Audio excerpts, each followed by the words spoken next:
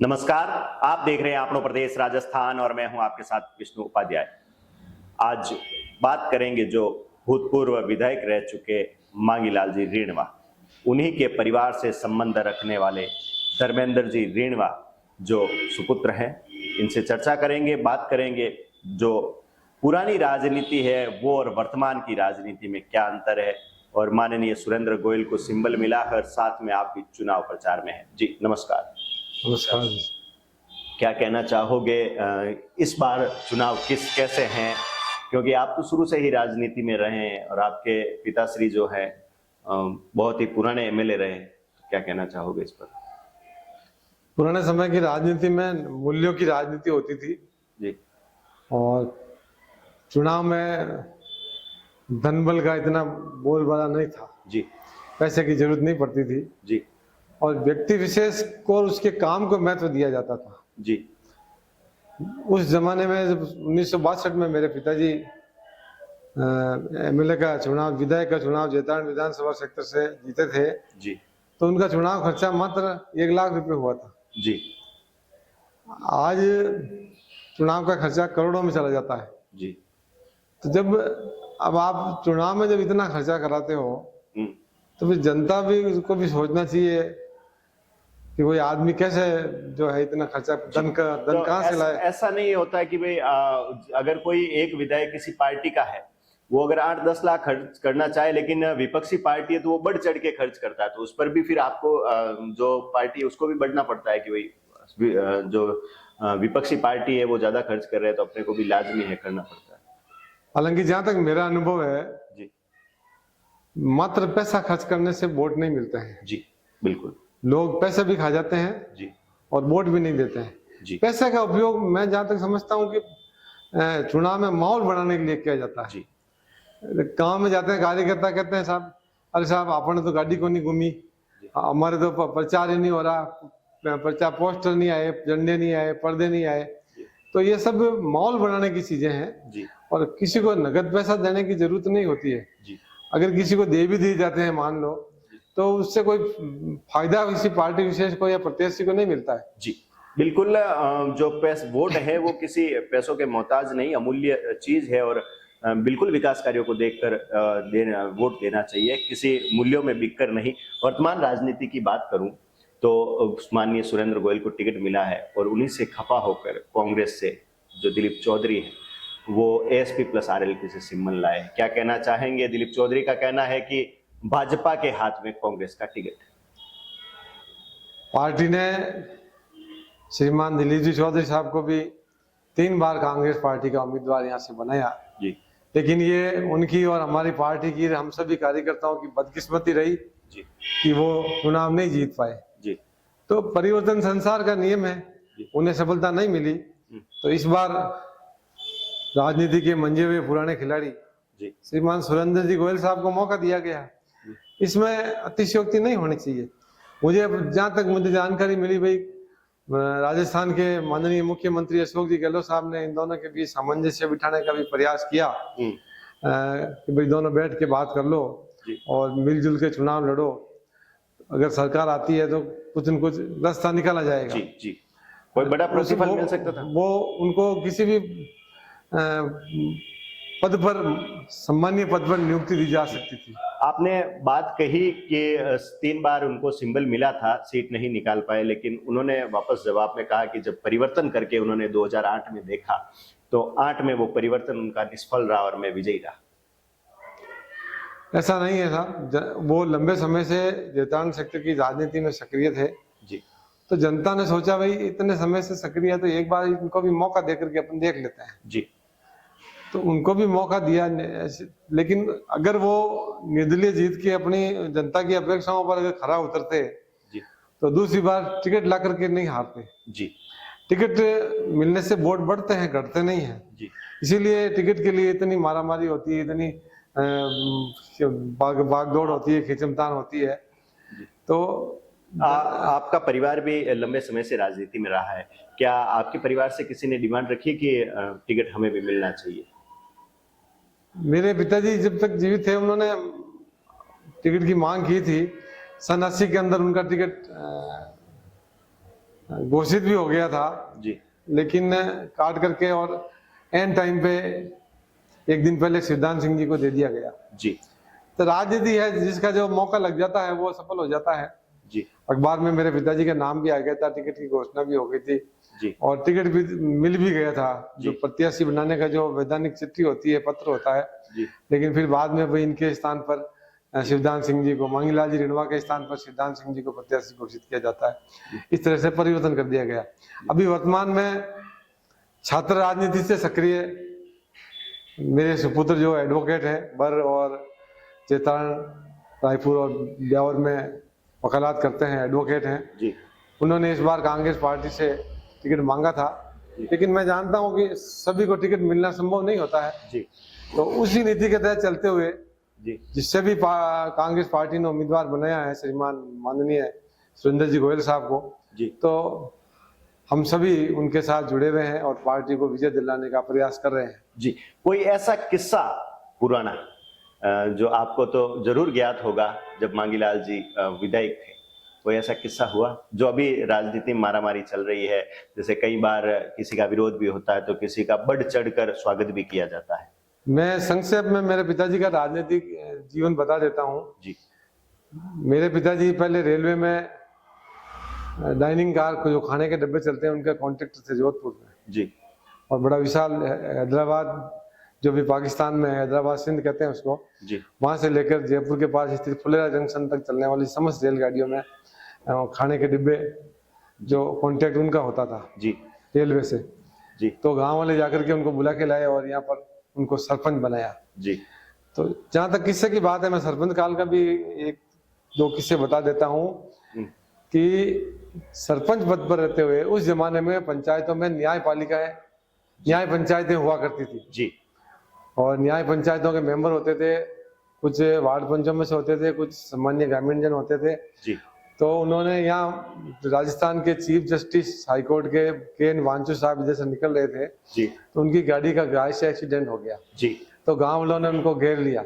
जी वो जानते नहीं, थानेदार साहब को जानते हैं, तहसीलदार साहब को जानते हैं, जी डिप्टी साहब को जानते हैं, लेकिन चीफ जस्टिस को क्या होता है, जी, जी, उस जमाने में जी उनकी समझ से बाहर था। जी उन्होंने उनको जी पकड़ के बिठा दिया। जी लेकिन संयोग से मेरे पिताजी अपनी गाड़ी से उधर से निकले तो उन्होंने उनको पहचान लिया, क्योंकि एक दो रिट पिटीशन में उनका हाईकोर्ट जाना हुआ था। जी तो उन्होंने एज ए सरपंच न्याय करते हुए उस समय जी 200 रुपए जुर्माना उन पर किया। जी लेकिन राजस्थान की न्यायपालिका के सर्वोच्च पद पर बैठे व्यक्ति ने भी पंचायती राज की न्याय व्यवस्था का सम्मान किया जी। और 200 रुपए एज ए जुर्माना जिस व्यक्ति की गाय की दुर्घटना हुई थी उसको दिए।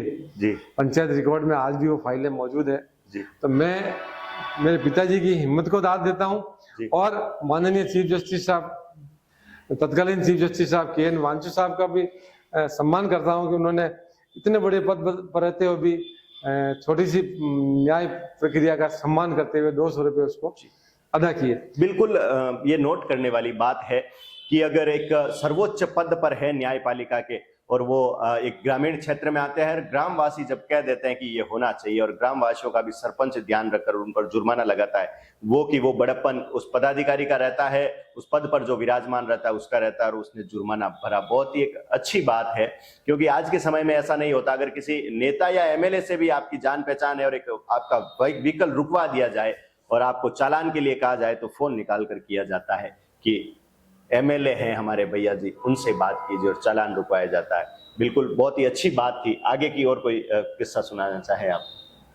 उसके पश्चात यहाँ पंचायत भवन नहीं था, मेरे पिताजी के कार्यकाल में पंचायत भवन बने।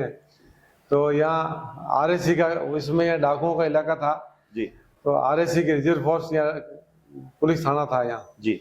तो पंचायत की नींवें जो है आरएसी ने खोदी। जी। ये उनका व्यवहार था, उनकी पकड़ थी जी।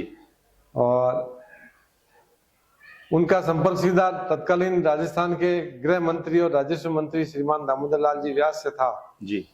उनकी बड़ी मेहरबानी थी मेरे पिताजी पर, उनका वरदहस्त था और वो मेरे पिताजी के राजनीतिक गुरु थे। जी।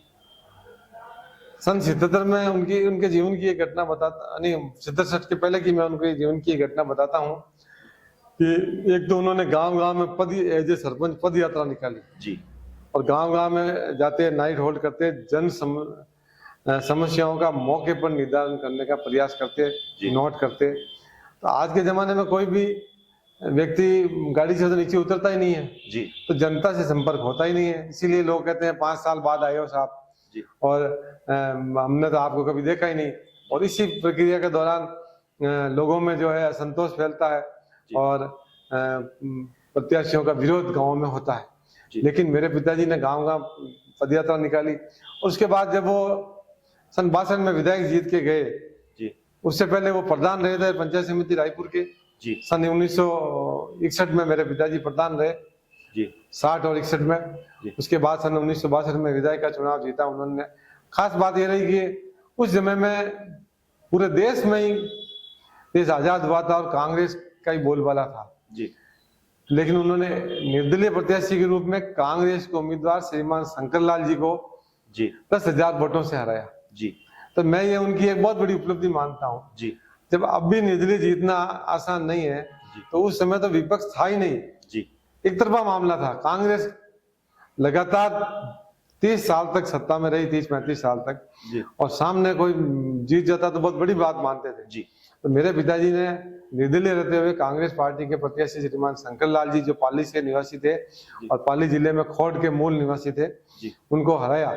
और उस जीतने के बाद में उस दौरान सन 62 में मेरे पिताजी के राजनीतिक गुरु दामोदर लाल जी व्यास चुनाव मालपुरा से चुनाव हार गए थे।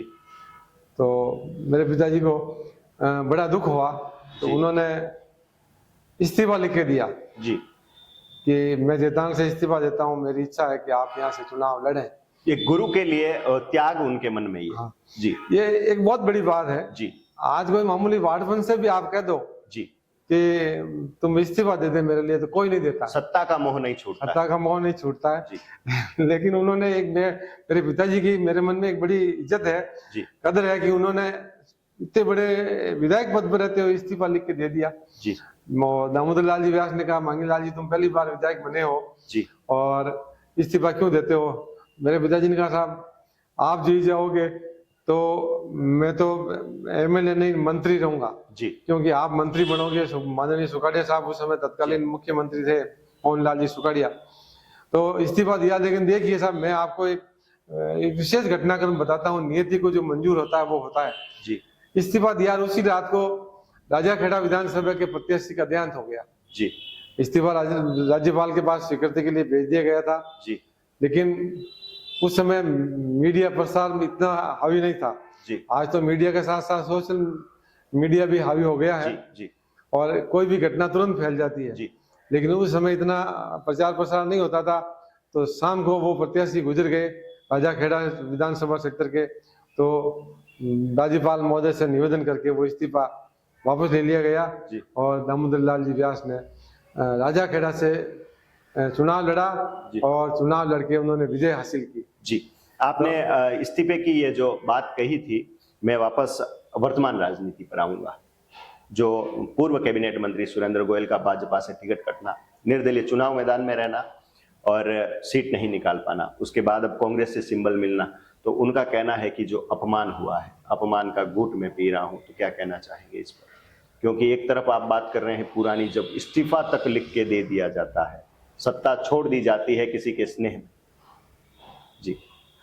ऐसा है साहब, आज के युग में पार्टी से एक पार्टी से उस पार्टी में आना जाना तो चलता रहता है ये कोई बहुत बड़ी बात नहीं है।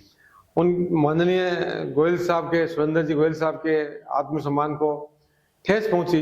उनका ये कहना है कि भाषण में भी वो उन्होंने भी कहा था जिस दिन नामांकन रैली में, बिल्कुल हमने प्रेस कॉन्फ्रेंस की तब उन्होंने कहा था कि मुझे कह देते भाई अब इस बार अब आपको मौका नहीं देंगे, हम किसी दूसरे को मौका देंगे, आपको कोई दूसरी जगह संगठन के काम में लगाएंगे या और किसी में पद पे आपको जिम्मेदारी देंगे। लेकिन अचानक से टिकट काट देना उनको बड़ा अखरा और उन्होंने इसको अपने आत्मसम्मान पर, मान सम्मान पर, स्वाभिमान पर चोट समझा और इस तरह से उन्होंने एक बार निर्दलीय चुनाव लड़ा, जी उसमें भी वो अच्छे वोट लेकर के आए।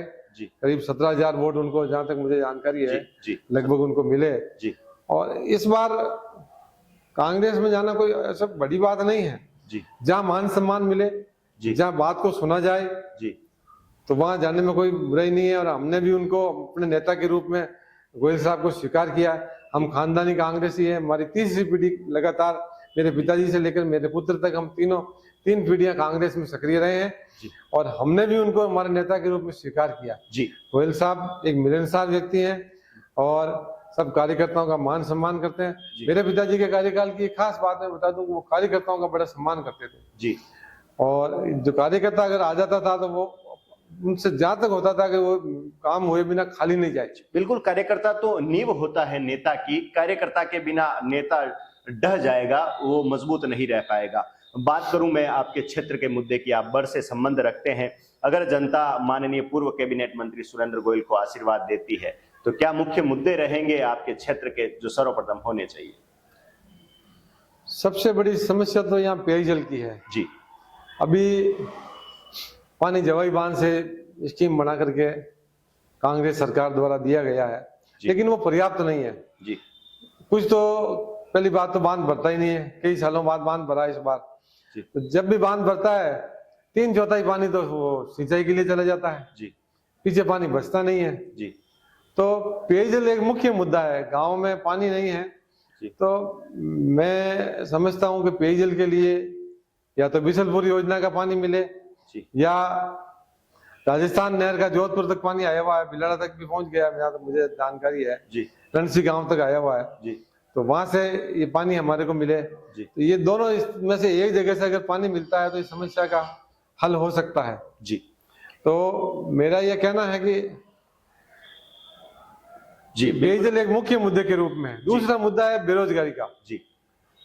बेरोजगारों को रोजगार नहीं मिलता। यहाँ एक खनिज प्रधान ये विधानसभा क्षेत्र है, लाइमस्टोन का प्रचुर भंडार है जी। और करीब 7-8 सीमेंट प्लांट यहाँ लग चुके हैं जी। लेकिन स्थानीय लोगों को रोजगार नहीं मिलकर के बाहर के लोगों को रोजगार मिल रहा है। तो ये स्थानीय नेतृत्व की मैं कमी कहूंगा जी कि ये स्थानीय लोगों को जो इसके पद के योग्य है, मैं जानता हूं हर एक को किसी पद पर नहीं बिठाया जा सकता, लेकिन जो उस पद के योग्य है, मजदूर को जो मजदूर के योग्य है मजदूरी मिले, अधिकारी के योग्य है उसको अधिकारी मिले, इंजीनियर के योग्य है उसको इंजीनियर बनाया जाए। योग्यता देख के तो पद दे कम से कम। बिल्कुल, रोजगार नहीं मिल रहा है और भी बहुत से मुद्दे हैं जी जिन पे।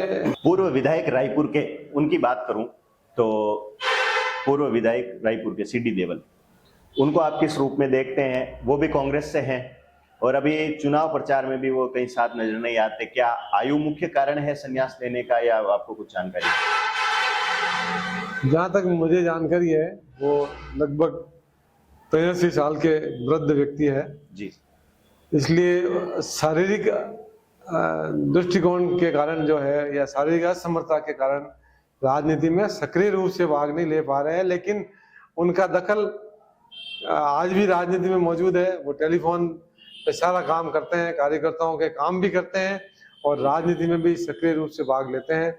हम तो उनको टेलीफोन बाबा के नाम से जानते थे, टेलीफोन पे काम करते हैं वो जी। किसी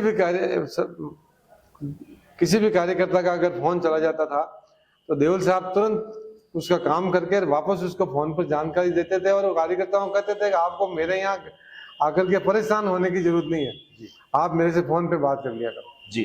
तो ये भी है एक बात मानना कि वो निरंजन आर्य और दिलीप चौधरी से तो खफा ही रहते हैं, तो क्या कांग्रेस से निरंजन आर्य को टिकट मिलना उनको अच्छा नहीं लगा?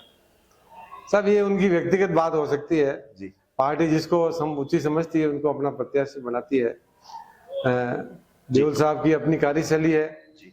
उस संबंध में मैं कोई टिप्पणी नहीं करनी चाहूंगा, लेकिन हम तो पार्टी के सिपाही हैं जी। और आर्य साहब भी हमारे लिए सम्मान्य है जी। और आर्य साहब भी मेरे सहपाठी रहे हैं, आर्य माननीय निरंजन जी आर्य साहब जी। और मेरे भी घनिष्ठता है और हमने जब भी उनसे कोई काम के लिए निवेदन किया उन्होंने भी हमारे काम किए।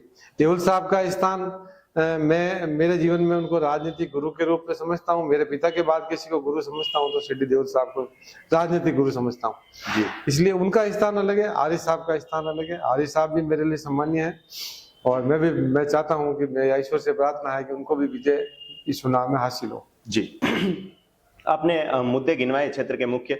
आगे की बात में अनुराग जी हमारे बीच हैं, एडवोकेट अनुराग रीणवा, इनसे भी जानेंगे। इनके दादाश्री भी है, मांगीलाल जी रीणवा दादाश्री है, तो आपसे चर्चा करेंगे। जी, आप एक बार ये लगा लें यहाँ पे। नमस्कार। आप युवा हैं, क्या सोच रखते हैं, क्या मुख्य मुद्दे हैं इस बार चुनाव के? जैतान विधानसभा में युवाओं के लिए सबसे बड़ी बात रोजगार की रहती है। जी, जब तक युवाओं को रोजगार नहीं मिलता है, उसके भविष्य का अनिश्चितता में अंधेरे में चलती है। जी, जब उसको रोजगार मिलता है तो उसको एक नई दिशा प्रदान होती है।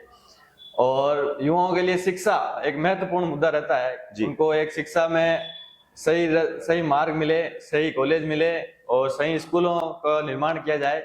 विद्यार्थियों और युवाओं के लिए शिक्षा और रोजगार महत्वपूर्ण मुद्दा रहता है सर। जी, रोजगार की आपने बात की, तो मैं क्षेत्र की जनता का कुछ समर्थक मान सकते हैं, भाजपा के समर्थक। भाजपा के समर्थकों का यह कहना है कि माननीय पूर्व कैबिनेट मंत्री 25 वर्ष यहाँ रहे सत्ता में और प्लांट पहले से लगे हुए हैं, लेकिन महोदय का क्या प्रयास रहा या किस प्रकार युवाओं को रोजगार दिलाया गया? अभी इस समय देखा जाए तो जब साहब कैबिनेट मंत्री थे उस समय कम प्लांट थे जी, और अब वर्तमान में 4 प्लांट सक्रिय है। अल्ट्राटेक बाद में लगा साहब के। हाँ, तो अभी 4 प्लांट सक्रिय हैं। उनमें युवाओं को ज्यादा से ज्यादा किस प्रकार से एडजस्ट किया जा सके, उनकी योग्यता के अनुसार उन्हें पद दिया जा सके, ये हम गोयल साहब से भी मिलके उनसे इन मुद्दों पे चर्चा करेंगे और इसके निस्तारण की पूर्ण मांग करेंगे। जी, आप भी युवा हैं, युवाओं की बात आपने बिल्कुल कही। जो ये क्षेत्र में कई नेतागण पहुंचते हैं, जिस प्रकार ये विरोध किया जाता है या विरोध के स्वर उठते हैं, आपकी नजर में आप क्या कहना चाहेंगे? जहां पे विरोध की जरूरत हो तो वहां विरोध भी किया जाना चाहिए, लेकिन अन्यथा व्यक्तिगत विरोध करना गलत रहेगा। जहां पे सार्वजनिक हित हो, जहां पे सार्वजनिक बात रखनी हो, वहां पे विरोध करना भी आवश्यक हो जाता है। लेकिन व्यक्तिगत किसी पे अवहेलना करना, व्यक्तिगत आरोप लगाना, ये गलत रहता है। जी, आप एक एडवोकेट है, क्षेत्र में इन 5 वर्षों के लॉ एंड ऑर्डर पर क्या कहना चाहेंगे? क्षेत्र में 5 वर्षों में लॉ एंड ऑर्डर में वैसे कोई भी मुख्य मुद्दा नहीं रहा है। वैसे आम 5 वर्षों में क्षेत्र में शांति रही है और शांति से ये 5 साल निकले हैं। वैसे कोई विशेष मुद्दा मेरे हिसाब से नहीं है। जी, और जो दिलीप चौधरी हैं, अभी एसपी प्लस आरएलपी से टिकट लेकर आए हैं। किशोर चौधरी जाट जाति से संबंध रखते हैं, वो भी जाट जाति से हैं। किशोर चौधरी ब्लॉक अध्यक्ष हैं, कांग्रेस से वो गोयल साहब के साथ रह रहे हैं और Dilip Chaudhary SP plus RLP से चुनाव लड़ रहे हैं। आपकी नजर में क्या मानते हैं आप इसको? क्या आपके इस मगरा बेल्ट में भी आप भी प्रभाव रखते हैं? क्या वोट मिलेंगे उनको या जनता का क्या रुझान है? किशोर चौधरी साहब की पहली बात करते हैं। जी, उन्होंने क्षेत्र के युवाओं में एक अपनी अलग पहचान बनाई है। जी, किशोर चौधरी क्षेत्र के युवाओं को सभी को साथ रख के चलने वाले व्यक्ति हैं। जी, जहां तक मैं उन्हें जानता हूं, जब भी उनसे मिलता हूं तो क्षेत्र के युवाओं को रोजगार के लिए, शिक्षा के लिए हमेशा वो तत्पर रहते हैं और हमेशा उनके बाद कोई भी समस्या लेके जाते हैं तो उसको निस्तारने के लिए पूर्ण विश्वास देते हैं और उसको निस्तारण भी करते हैं। और उन्होंने गोयल साहब का इस चुनाव में सहयोग करने के लिए जो उन्होंने बीड़ा उठाया है, मुझे लगता है कि वो अच्छा नेतृत्व करेंगे और अपने जो पक्ष के युवा हैं, उनके जो समाज के वोट है, उनको ज्यादा ज्यादा संख्या में गोयल साहब के पक्ष में डलवाने का पूरा सहयोग करेंगे। जी, दिलीप चौधरी पर आप कुछ बताना चाहेंगे? वापस पूछना चाहूंगा। चौधरी साहब हमारे पुराने नेता हैं और उन्होंने जब तक भी हम कांग्रेस में थे और उन्होंने जब सक्रिय राजनीति करी और उनका हमारे लिए अच्छा व्यवहार रहा और हमेशा उन्होंने आम जन की समस्याएं उठाई है और वो भी हमारे पारिवारिक सदस्य थे। और इसलिए अब वो कांग्रेस में नहीं है तो हम उनसे यही कहेंगे कि भाई आपका हमेशा आशीर्वाद रहा है और आगे भी रहे, और इसलिए धन्यवाद। जी, बिल्कुल, हमारे बीच थे धर्मेंद्र जी रीणवा और अनुराग जी रीणवा, एडवोकेट अनुराग रीणवा। इनसे हमने राजनीतिक चर्चा की।